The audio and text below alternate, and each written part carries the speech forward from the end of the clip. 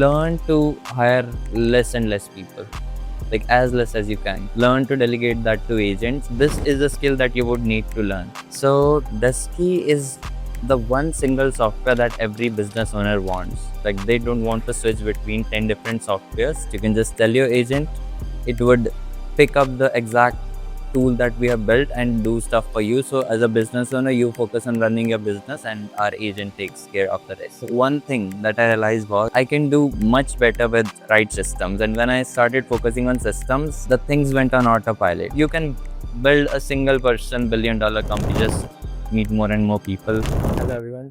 Today we have Hardik Pahwa with us, the founder of GetDusky.ai. So hi Hardik. Hi. Uh, as being a founder, I would love to ask some questions. Like I have, a lot of things in my mind. So first of all, can you please tell us about your startup?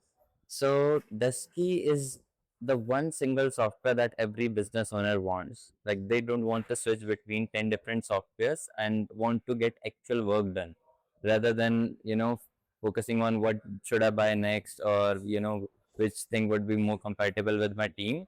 So I built one solution where if let's say a team pays for a project management software, chat software, all AI software, so ChatGPT, Claude, Gemini, and then we have all kind of automation software, Zapier, Make, N8N. It's getting so complicated for them that they are spending most of their time just figuring out what to do rather than doing stuff. So we bring all that one together, being done by agents. You can just tell your agent, it would pick up the exact tool that we have built and do stuff for you. So as a business owner, you focus on running your business and our agent takes care of the rest. Okay. So my main thing is that how did you get this idea? So I myself ran a agency business for around 2 years. So I dropped out of my college just because I had to, scale my agency. I did that for 2 years, and one thing that I realized was I can do much better with right systems. And when I started focusing on systems, the things went on autopilot. And then I decided that why not build it ourselves, like specifically targeted for the industry I know. If we build it for them and if we build it, it would be the best because we have seen the pain points of agencies and mostly media industry.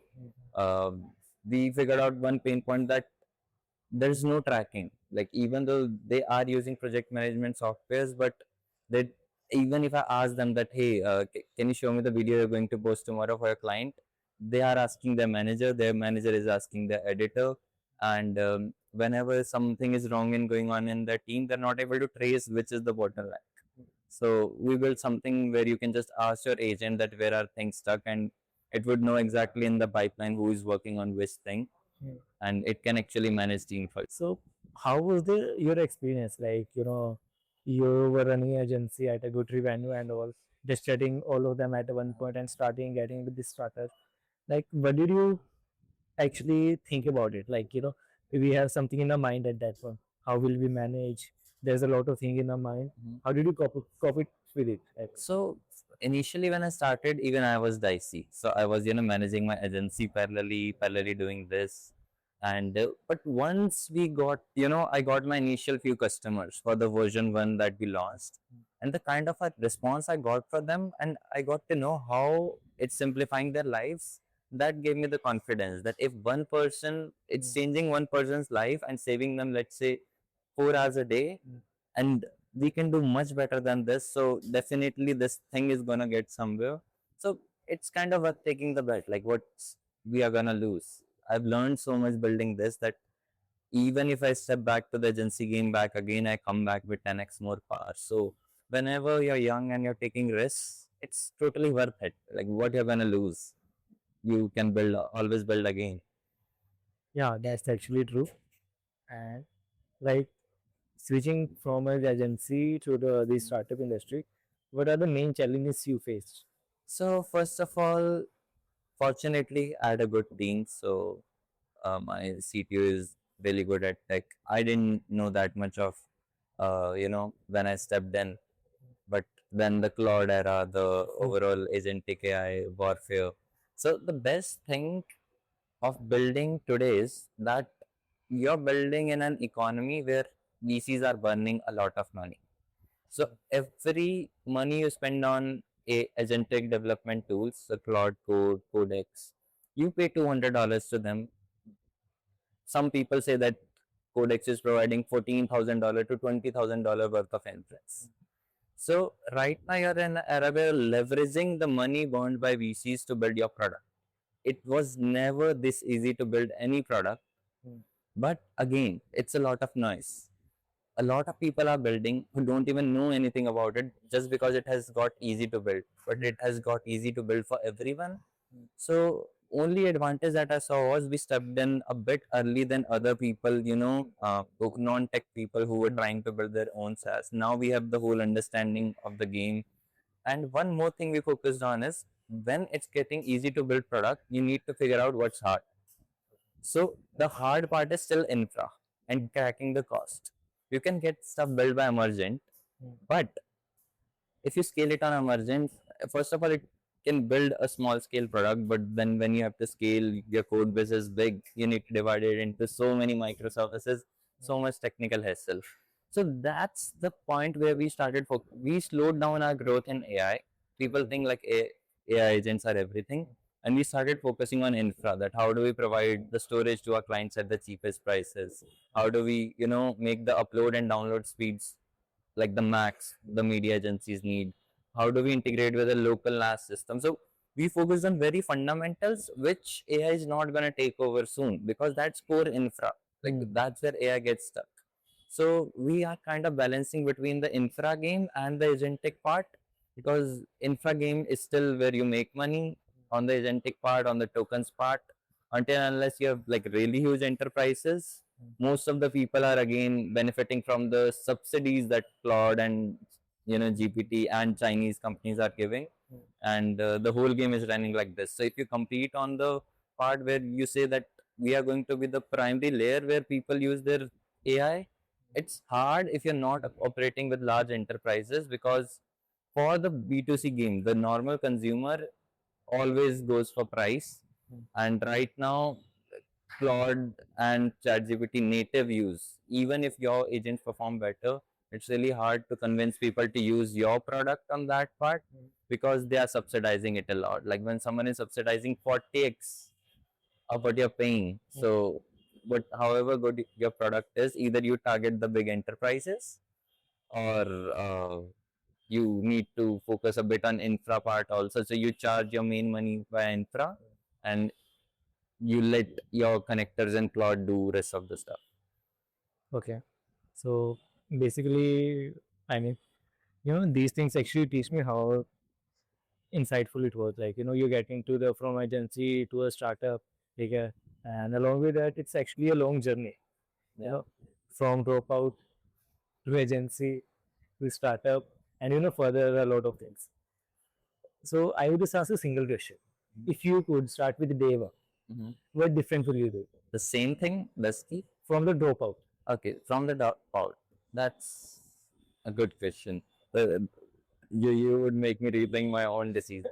So the first thing is, I don't come from a business background. My parents do jobs. So again, that's what we were talking before. That when I stepped into business, I saw money coming in fast, and I believe that this would keep on going. That let's say we hit 1 lakh MRR, 1 lakh INR MRR this month. Next month we are at 3 lakh. You just imagine that it's going to go like this only.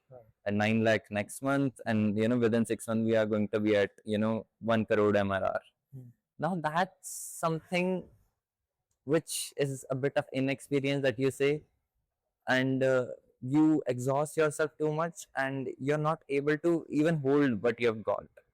So like in initial days, I should have focused more on the quality of service, my own personal growth, rather than making more money. Even if you compound at 15% a month, you're doing 1 lakh MRR this month, you do 1,15,000. Even if you go at that path, in 2 years you would be sitting at one of the top in the industry. But people don't realize the power of compounding, and they just try to get each and every client they can get, and then even previous clients leave, the new ones leave, and hustle is good.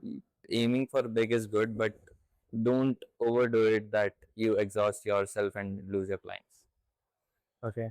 And that's what I've learned in Duski. So even though clients keep saying me, give me the excess, or I can sell it to them right now, but I only sell it when I'm confident that I would be able to fulfill most of the needs of this customer with complete stability. That's what previous running previous business taught me.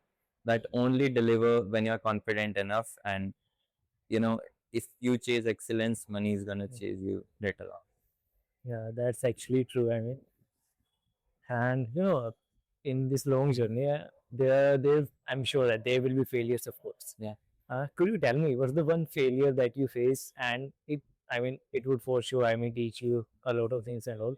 So, yep, can you please tell me what was that So failure? honestly, there is no single failure. Like, I guess I fail once every week. So I have stopped considering anything as a failure, to be honest.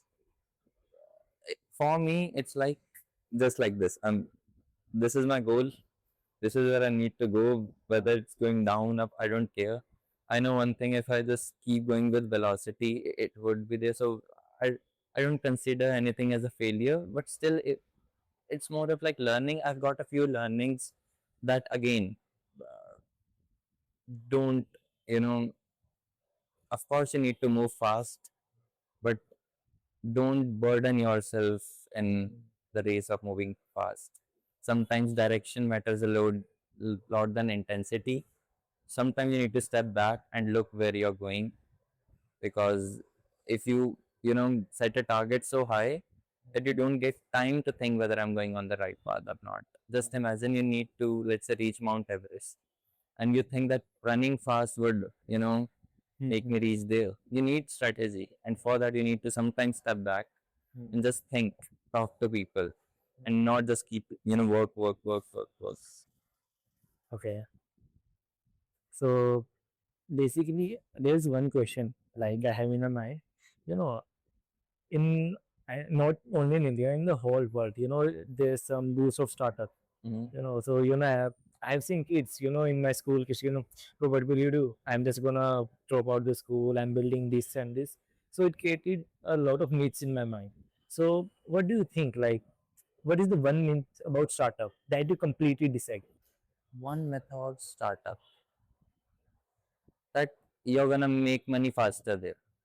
So like it's a very dreamy young life. You see a bit of story of the Mark Zuckerberg, the Facebook story, social network, and you think that it's gonna be really dreamy life. The thing is, most of the founders that you see who have raised crores are sitting at a salary of, let's say, 1 lakh rupees. And when you're a founder and you're sitting at that salary, your expenses as a founder are a lot. So most of the founders, they raise this much amount, that much amount. Only the ones who make it till IPO or they sell their company are the ones who are sitting at huge ton of money. Most of the founders you see raising are usually, like, at current point of time, making less than the people placed at Zepto or the top fan companies, or the thing is, right now Meta is poaching employees, paying them $1 billion. So the thing is, it's not always the same thing. People think that if their job is not paying them well, they think job is bad. Maybe the job might be bad, Oh, but maybe you are not good enough, because there is a stage where companies are poaching individuals at $1 billion, $200 million deal for next 3 months. That even if you run your own startup and you dilute a lot, there's like very low probability that you would get paid that much. So sometimes just blaming the situation you're in, sometimes you need to look inside you also, that are you that much capable enough or not. yeah, that's actually true. I mean, the hiring culture is actually different from the past few years. Yeah. Since the startup has been boosted and all. What are the main changes you looked after it? Like when you used to hire 5 years back and when you are hiring now? So 5 years back, I have not hired. I started hiring 3 years back. I started my journey back then. But hiring, I would tell in dev in year 1 year what I've seen. Earlier, it was easy to identify a person who is bad at their work. Now it's harder because our AI foreshadows all of that. So if they're weak at core fundamentals, you get to know that later. Uh, So, but the thing is, for people, it's really easy to surpass hmm. the people with tens of years in experience because there was a learning curve to the language. So, whatever programming language you're learning, you had to know things. Hmm. The raw intellect has always been valuable, but it has become even more valuable now because like when you have uh, all the powerful LLMs in your hand, it's easiest to learn anything. All you need is logic, like how well you're able to reason over things. Now the learning, like if you had an idea or you had a project to do to execution, there was a fixed time that you have to spend, and that had a human constraint. Now after you having all the things like Cloud Code, Codex, your Cloud Code, Codex, you're able to compress that timeline and Hmm. just again focus on a raw intellect because that's gonna take you everywhere you want to take your game. So all that values like focus on increasing your raw intellect rather than the knowledge you have because you would be able to navigate much more faster with that. There's one more question. I mean, uh, there should be one common quality Mm-hmm. in every startup owner or entrepreneur. I feel like Mm-hmm. because it should be managing employees or what. I don't know what about this. According to you, what should be that quality every entrepreneur should have? I wish I had, and that's what I am working on is being the orchestrator. So I'll again explain with AI terminology. Let's say your how does cloud code work? So whenever you give it a task to do, and it's a like huge task. If earlier it used to take let's say 6 months to develop, now it's taking 6 hours. So whenever you give it a prompt to the most capable model, even though Fable 5 is the most capable one, it spawns agents below it. So first it brainstorms, and then it spawns 5 to 6 agents to do all the work for it, even if it needs to get the research done, or it has made the whole plan. Now it needs to actually execute that plan in phases. It would dedicate that to sub agents, which are lower models. So it would be Opus 4.8 or Sonnet 5. Why Fable is the most capable model? Why isn't it all doing it inline? Like why is everyone spawning agents below? Because even if you are the most capable person in the team, if you don't sublet that to agents and if you don't plan well that which agent would do what, you're not gonna achieve things fast. First of all, cost. Your top A players have cost. So you can't let them do each and every type of task. And you are the most expensive asset in your org. So what we believe is we want to do all things by ourselves, and of course it would be quicker. Like for once it would be quicker. But how many parallel things would you be able to do? It's better that the smartest brain in the org plans the most, decides what needs to be done, clearly defines, what needs to be done, and then let others do the thing. If you think that you spending all the time on those tasks is the most efficient thing, and the total work done is going to be less, and the agents that are below in the hierarchy won't learn anything, then all the thing would come back to you. So they are really good at delegation. That's what I would say. Delegation.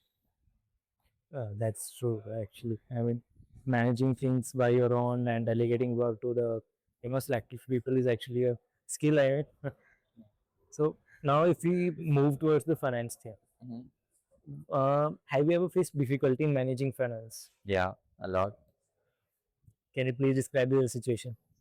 So whenever you're trying to do crazy things, you would always, you want to go stable. You're making 4 lakhs a month. Okay, you wanna steadily go to five. It's all chill, fun. But again, when you're young, you have money. You won't settle with what you have. So with me, it's always been I never get comfortable with money. Whenever I have money, I would take a challenge so big that all of that would be on stake on my business. Definitely, I'm not betting on betting sites, but that uncertainty is what drives you every morning, right? If you know you have enough, you don't need to work that hard. Even if I have money, I like to put it on stake being young, because that's what motivates me to get up every morning. So some of my friends do it opposite way. So they buy a lot of property. So when they have money, they just invest it there. They know now they can't take it out because the family won't let it sell. So they manage it that way. But yeah, you need to be uncomfortable, especially being young. You always need to be on the edge. Even when you, let's say, raise funds, investors usually like to keep you on the edge. They would never let you enjoy the money, and you have to earn it. The thing is, they have put money on you. You have to definitely make it back. So yeah, money makes you comfortable. So you need to make sure that it doesn't make you comfortable. And if you're having problems with money, that's a good thing. We'd work more. Yeah. So there was a state where, you know, one of our partners scammed us, and I had salaries of 12 people to pay, which we hired for them. That was the lowest state of mine in life. Like, I was like, how would I do it? But it took me 1 week to generate so much revenue that I have never generated in my whole life, because I knew that now I'm cooked. Like, either do or die. So these situations help you grow. Situation makes you un. Yeah. So that's the thing. Like, in the startup industry, what I've looked after now, founders focus more on raising funds. Like overvaluation is the main thing. What are your views on it? Mm, funds are important to run a company. Hmm. So the thing is, definitely, like, founders, most of the, whether it's Dario, it's Sam Altman, everyone is focused on raising funds only. Like, funds are that's gonna keep the company afloat. Whenever you want to do something revolutionary, it takes a lot of funds, and you have just speculate projections that we are gonna make money at this point in life. So it burns money. It burns a lot of money, and you need money to acquire the best talent. If you want to raise money, your competitor would take each of your talent at $1 billion. You need money. Like, money is the final king. Yeah. So let's move towards the last and main questions. I would ask, I mean, what would you suggest to the young founders? Like if they are entering this industry for the first time, what are the main key points they should focus on the starting? Don't if you're building something that lives online, like, that's not physical product, learn to hire less and less people, like as less as you can. Learn to delegate that to agents. This is a skill that you would need to learn. Like, the difference between your competitor having great margins and you not having margins, and them having infinite scalabilities, your dependence on human bottleneck.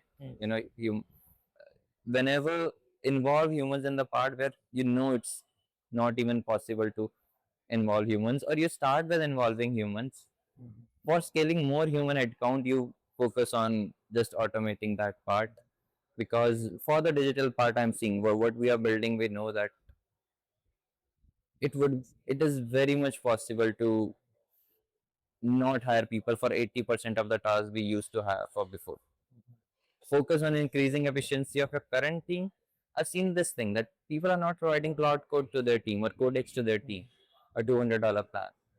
Do you think hiring 3 people more would help you more, or making your team capable to operate with multiple agents is going to help you more? So focus on, you can build a single person $1 billion company. There was one by, I guess, named Metwi. It was 2 person $1 billion company. It has a lot of shady parts to it, but that's a prove something that it's possible. So focus on being capable yourself and relying less on people where it's not required. I have one more question in my mind that's out of the script, but I still want to ask. What's the biggest risk have you ever took? I mean, have you ever taken in your Definitely. role?